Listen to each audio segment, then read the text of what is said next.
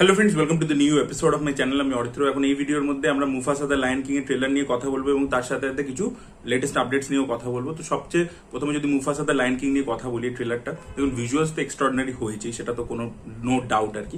আচ্ছা, ট্রেলারটা অনেকদিন আগে আমি দেখে নিয়েছি, হিন্দি ভার্সনটা আজকে রিলিজ করেছে এবং শাহরুখ খান আর কি মুফাসার গলাটা দিয়েছে, যেটা আগে লায়ন কিং এও সে দিয়েছিল, এবং তার যে ছোট ছেলে আব্রাহাম, সে আর কি জুনিয়র মুফাসার গলার আওয়াজটা দিয়েছে আর কি। তো শাহরুখ খানের ফ্যামিলি আর কি মোটামুটি সবাই দিয়েছে, কারণ আরিয়ান খান দিয়েছিল হচ্ছে সিম্বার ভয়েসটা।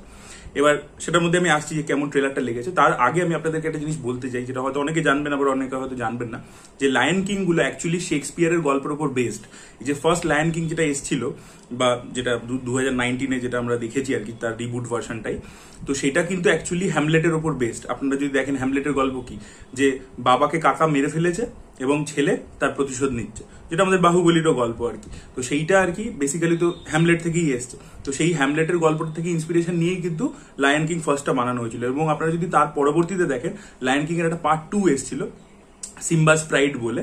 তো সেটাও যদি দেখেন, সেখানে সিম্বার একটা মেয়ে হয় এবং সে আরেকজনের প্রেমে পড়ে যায়। সেখানে সিম্বার যে পার্ট 2টা ছিল, সেটা বেসিক্যালি রোমিও জুলিয়েটের উপর বেস ছিল, যেখানে আমরা সিম্বার মেয়েকে দেখতে পাই, ও আরেকজনের প্রেমে পড়ে যায়, দুটো আলাদা ট্রাইবের মধ্যে ঝামেলা, সেই সব জিনিসপত্রগুলো আমরা ওই গল্পটার মধ্যে দেখতে পেয়েছিলাম, যেটা বেসিক্যালি রোমিও জুলিয়েটের থেকে ইন্সপায়ার্ড ছিল আর কি। তো আপনারা যদি দেখেন, প্রতিটা গল্পই কোনো না কোনো শেক্সপিয়ারের গল্প থেকে আর কি অ্যাডাপ্ট করে আর কি। ডেফিনেটলি সেটা বাচ্চাদের জন্য যেহেতু করা হয়, তাই জন্য সেটাকে অনেক বেশি টোন ডাউন করে দেওয়া হয়, বাট বেসিক জিসটা ওখান থেকে থাকে। সেই রকম আমার মুফাসাটার ট্রেলার দেখে মনে হলো যেটা ওথেলোর উপর বেসড হতে চলেছে, ওথেলোর থেকে ইন্সপিরেশন নিয়ে করা হচ্ছে।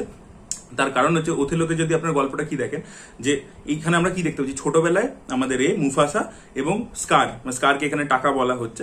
তো এদের দুজনের মধ্যে প্রথমে তো খুব ভালো একটা আন্ডারস্ট্যান্ডিং ছিল, আমরা দেখতে পাচ্ছি ছোটবেলায় এরা দুজনকে প্রচন্ড ভালোবাসতো। এবং মানে এই মুফাসা বাইরে থেকে এসছে, মুফাসা অ্যাডপ্টেড কিড কোথাও গিয়ে, এবং সেখান থেকে সে গদিতে বসে যাচ্ছে, তাকে আর কি সে রাজা হয়ে যাচ্ছে। তো সেখান থেকে আর কি স্কারের মধ্যে কিভাবে তার প্রতি আর কি জেলাসিটা জন্মালো, সেই জিনিসপত্রগুলো, সেই অরিজিনটা আমরা দেখতে পাবো। যে এদের মধ্যে যে ঝামেলাটা, যেটা আমরা লায়ন কিংয়ে দেখতে পাই, সেটা কোথা থেকে অরিজিন কিভাবে হয়েছে, প্রথমে ছোটবেলায় যেখানে এদের মধ্যে এতটা ভালো বন্ডিং ছিল, সেটা কিভাবে হেট্রেডে বদলালো আর কি ভালোবাসাটা।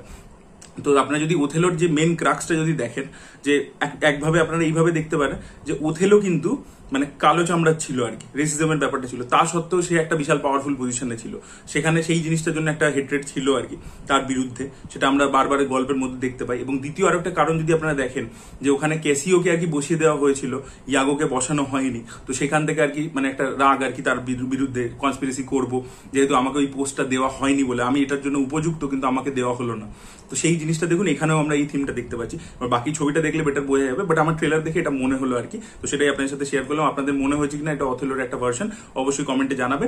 এর পরবর্তীতে যদি আমরা কথা বলি, যে ভিজুয়ালস ইত্যাদি কিরকম ছিল, ভিজুয়ালস অসাধারণ ছিল, এবং হিন্দি ডাবিং এর ভয়েসটাও খুব ভালো লাগছে প্রত্যেকের, এবং তার মধ্যে মজা ইত্যাদি রয়েছে। এবং গল্পটা অ্যাকচুয়ালি এইভাবে শুরু হচ্ছে, যে ওই যে সিম্বার মেয়েকে আর কি গল্পটা বলছে, এবং সেখান থেকে আমরা ফ্ল্যাশব্যাকে দেখতে পাচ্ছি মুফাসার গল্পটা, এবং সেখানে যেভাবে পুরো ওয়ার্ল্ড বিল্ডিংটা করেছে, ঠিক আছে। এবং যে আরেকটা গ্রুপ অফ লায়ন্সদেরকে আমরা দেখতে পাচ্ছি, সেই জিনিসটা ওদেরকে আউটসাইডার্স না কিছু একটা বলতো, আমি অনেক আগে দেখেছিলাম তো সিম্বা, মানে পার্ট 2টা, তো এখন ভুলে গেছি। তো ওদের সাথে মনে হয় একটা ঝামেলা ইত্যাদি, সেগুলো আমরা দেখতে পাচ্ছি। তো খুবই ইন্টারেস্টিং লাগছে। এবং ডিসেম্বর মাসে বেরোবে। ফার্স্ট পার্টটা তো বিশাল একটা বিজনেস করেছিল, প্লাস লায়ন কিং ফ্র্যাঞ্চাইজির একটা হিউজ ফ্যান ফলোয়িং আছে।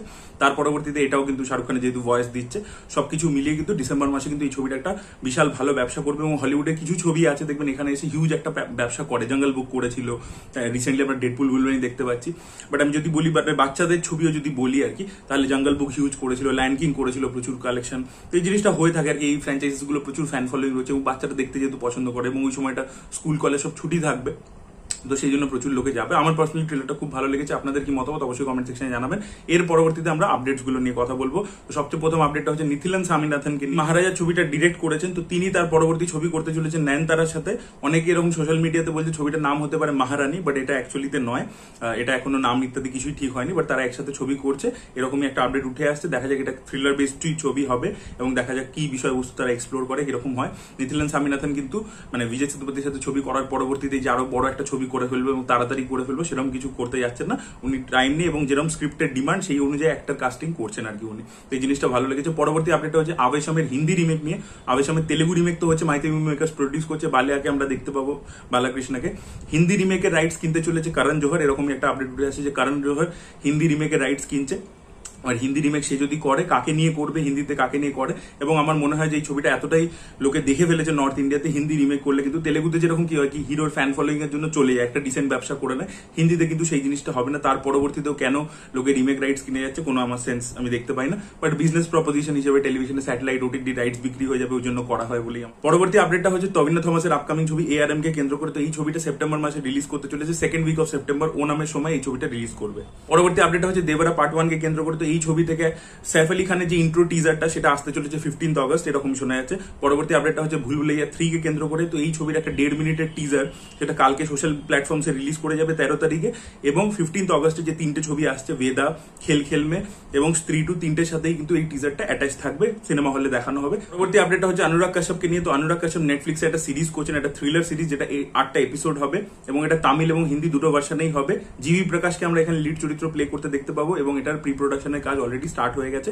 দেখা যাক সিরিজটার বিষয়বস্তু কি হয় এবং কবে আমরা দেখতে পাইছি। পরবর্তী আপডেট হচ্ছে আরেকটা তেলুগু ছবি নিয়ে। তো বিরূপাক্ষ বলে যে ছবিটা ছিল তার যিনি ডিরেক্টর কার্তিক, তো তিনি একটা ছবি করতে চলেছেন যেটা আগেন একটা মিস্টিক্যাল হরর জনরার মধ্যে পড়ছে। তো সেই ছবির মধ্যে আমরা লিড চরিত্র প্লে করতে দেখতে পাবো নাগা চৈতন্য এবং তার সাথে ধ্রুব বিক্রমও থাকতে চলেছেন। ছবির শুটিং শুরু হয়ে যাবে অক্টোবর মাস থেকে।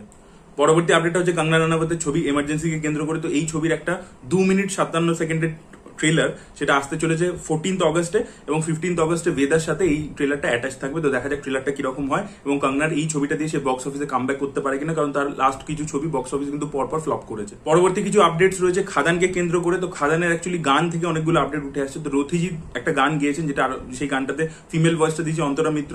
তো সেই গানটাতে আমরা দেবকে এবং তার সাথে ইদিকা পলকে দেখতে পেতে চলেছি। এটা একটা রোমান্টিক নাম্বার হবে, এইটার একটা আপডেট উঠে এসেছে। এবং এছাড়া রথিজিৎ আরো একটা গান কম্পোজ করেছে যেটা একটা থিম সং হিসেবে থাকবে, যেটা অ্যাকশন দৃশ্যের মধ্যে ব্যবহার করা হবে এবং এই গানটার জন্য কুনাল গাঞ্জাওয়ালাকে কনসিডার করা হয়েছে। এছাড়া আপনাদেরকে বলে রাখি খাদানের টিজার কিন্তু রেডি হয়ে গেছে এবং মোস্ট প্রবাবলি 15 অগস্টে কিন্তু খাদানের টিজার চলে আসবে এবং খাদানের টিজারটার ইন্টারনাল রিপোর্ট কিন্তু খুবই ভালো। সেখানে যে ভিজুয়ালস ইত্যাদি আমরা দেখতে পাচ্ছি সেগুলো খুব ভালো এবং পার্টিকুলারলি ল্যাঙ্গুয়েজ থেকে শুরু করে এবং যে কনটেক্সটে হচ্ছে এবং ওই অঞ্চলের পলিটিক্স সবকিছু কিন্তু গল্পের মধ্যে নাকি থাকতে চলেছে এবং সেই সবকিছুর গ্লিমস কিন্তু আমরা টিজারের মধ্যে দেখতে পাবো এরকমই শোনা যাচ্ছে। আর টেক্কা থেকে মাইট বি একটা পোস্টার 15 আগস্টে আসতে পারে এরকমই শোনা যাচ্ছে। আপনাদের কি বক্তব্য অবশ্যই কমেন্ট সেকশনে জানাবেন। এই ভিডিওটা ভালো লেগে থাকলে লাইক করুন, শেয়ার করুন, চ্যানেলকে সাবস্ক্রাইব করতে ভুলবেন না। Bye bye.